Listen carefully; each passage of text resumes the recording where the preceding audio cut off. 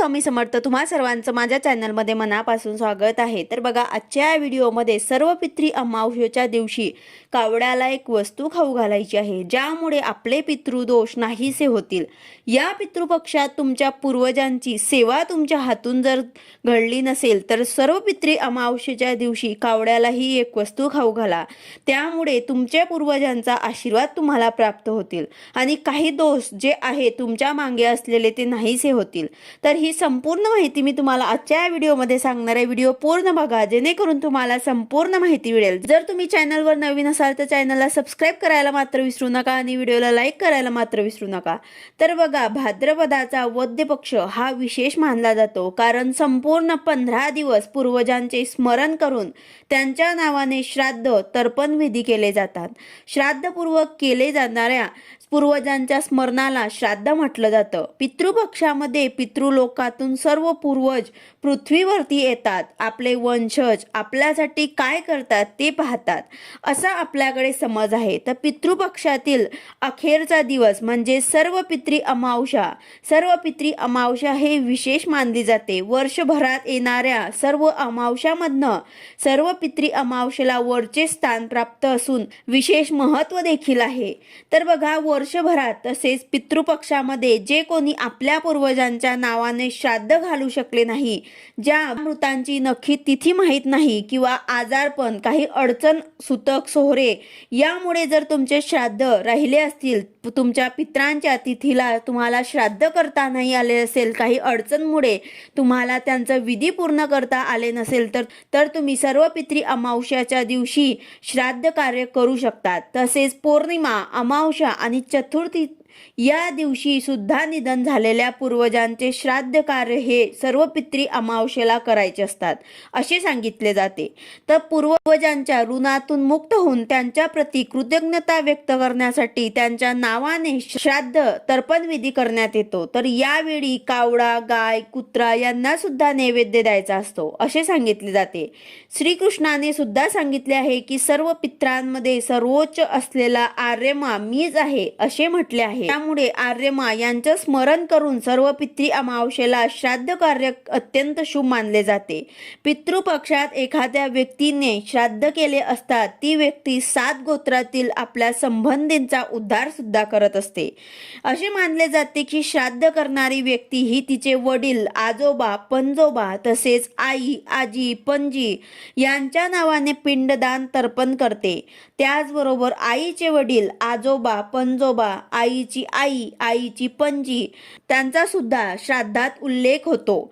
याप्रमाणे पत्नी, मुलगा, मुलगी, बंधू, भगिनी, काका, मामा, आत्या, मावशी तेच मोक्षगुरु, पितागुरु यापैकी जे मृत झालेले असतील यांचे सुद्धा स्मरण केले जातात. तर एवढेच नव्हे तर त्यांचे मित्र, उपकार करते, त्यांचे कोणी वारस नाही, ज्यांना कोणी पिंडदान तर्पण करायला नाही, त्यांच्यासाठी सुद्धा धर्मकार्य करीत असतात. तर अशा जो व्यक्ती श्राद्ध कर्म करतो तर तो व्यक्ती 7 गोत्रातील आपल्या संबंधींचा उद्धार करत असतो. आपण जेव्हा पितृपक्षामध्ये श्राद्ध तर्पण विधी करत असतो तर ते 7 पिढ्यांपर्यंत आपल्या पित्रांच्या उद्धारासाठी, त्यांना सद्गती प्राप्त व्हावी, त्यांना मोक्ष प्राप्त व्हावं त्यासाठी आपण करत असतो.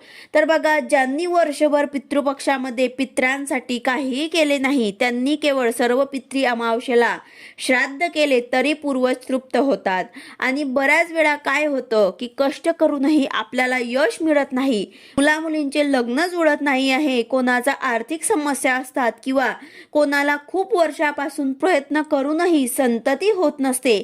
तर या सर्व कारणांचे मूळ म्हणजेच आपल्या पित्रांचे आशीर्वाद आपल्यावर राहत नाही, पितृदोष आपल्याला लागलेला असतो.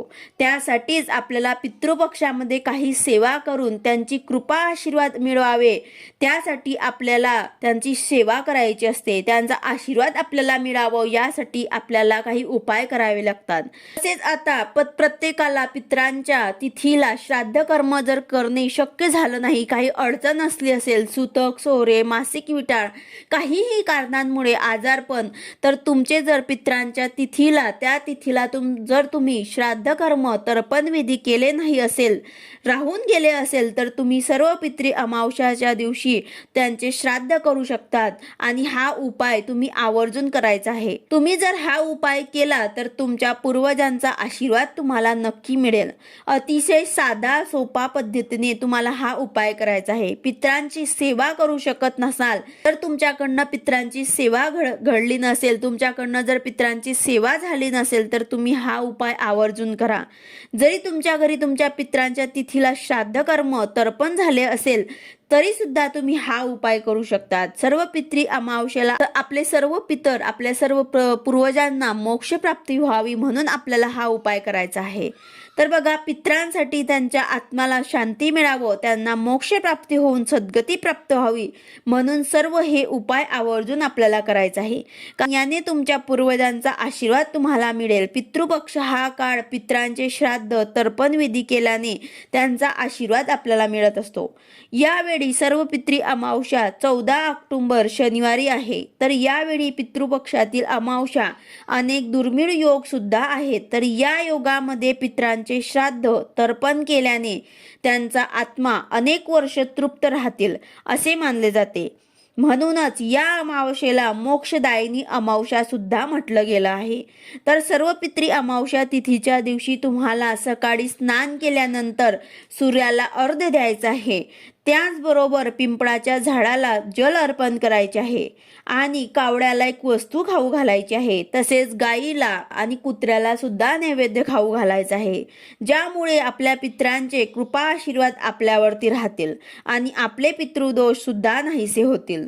तर काय करायचे आहे की दुपारी 12 वाजता तुम्हाला कावड्याला एक वस्तू खाऊ घालायची आहे. ती म्हणजेच दुपारी तुम्हाला थोडासा भात शिजवायचा आहे आणि तो थोडासा भात तुम्हाला एका प्लेटमध्ये घेऊन त्यावरती दही टाकायची आहे आणि त्यावरती चिमूटभर काळे तीळ टाकायचे आहे. तर हा असा नैवेद्य तुम्हाला कावड्याला दुपारी 12 वाजता खाऊ घालायचा आहे.